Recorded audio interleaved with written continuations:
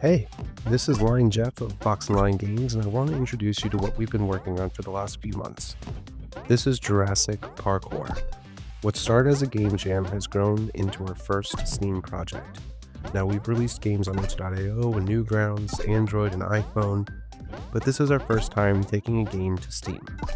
After reviewing our catalog and other ideas, this one stood out as the most popular and well-received, so we figured it would be the one to run with. This devlog is to introduce you to the core gameplay, show off parts of the upcoming demo, and just get the word out that it exists. You'll see some gameplay footage while I talk about the systems, but just know that everything shown is in-game and will be in the demo. So the basics. In Jurassic Parkour, you play as Kora, a fast and agile raptor racing against the clock to save her eggs and those of other dinosaurs before a volcanic eruption wipes out their valley. It's an auto-running, precision platformer focused on flow and route optimization. Kora runs on her own and you control her jumps, double jumps, and wall jumps to collect all the eggs in a level and unlock the exit. Each level is single screen, so you can always see everything and make fast decisions on the fly. While Kora's movement is simple, the challenge comes from executing clean runs and adjusting on the go as hazards try to mess you up. So the game is focused on time, not deaths. So there's no health, there's no lives, there's no death state.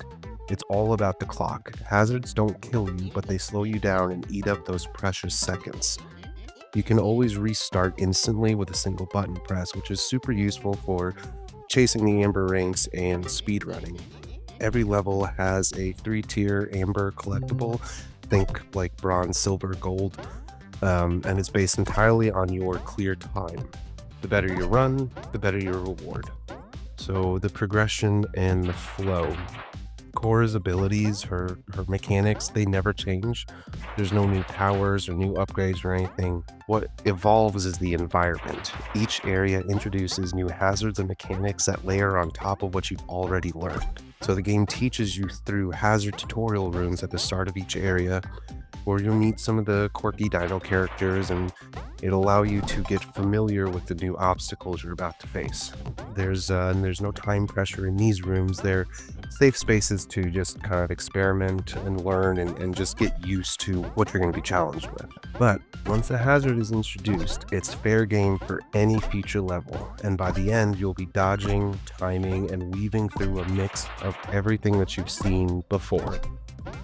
So the Area 1 is essentially a long-form tutorial, so there's no threats, it's just mastering the basics and your own timing so that you're more prepared for the challenges that come.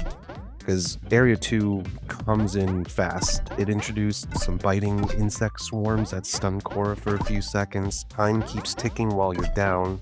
No death, no health, remember. So they're a big deal if you get bit. You'll also deal with toxic flowers that do the same thing. Some are stationary, but others are shooting out spores that you'll need to dodge. These hazards follow predictable paths, so it's all up to you to avoid them cleanly. The third area of the demo brings in the quicksand and falling platforms. Quicksand locks Kora in place and requires rapid button mashing to escape, though the jump it gives you after can actually be used creatively in some levels to reach some higher points and navigate a little differently than you would have before. And of course, the earlier hazards are still around, stacking with the new ones to raise the challenge. So this game is a big nod and hat tip to the collectathon era, some of my favorite games growing up. And so once you've completed a level for the first time, you'll be able to go back to it and play it again to unlock a golden egg, which becomes available. These aren't just sitting around. You'll need to collect 7 eggs in a quick succession to unlock them. There's a timer that starts once you grab an egg, and it runs between your egg grabs and resets the count that you need. It's a bonus challenge that's layered into the main gameplay, like the escape mode. But getting all the golden eggs in an area unlocks a brand new mode called Frenzy Mode. This flips the gameplay, and so instead of completing the level by collecting all the eggs that are on screen in the fastest time you can, you'll have 60 seconds to collect 40 eggs that are randomly spawning around in an arcade-style scramble. You'll be supported by unlockable and upgradable power-ups, things like speed boost, time extensions, egg magnets, egg multipliers, and more to help you get to the goal. And then the collectible for this mode are raptor claws. And if you're sensing a pattern, yep, collecting all the raptor claws in an area will then unlock another mode, and that changes the gameplay yet again. But I'll save that for a future devlog. If you want to know when the demo drops, or just think the idea is cool, like, subscribe, and leave a comment telling us what you're excited for. I'd love to hear your thoughts. Thanks for watching, and welcome to Jurassic Parkour.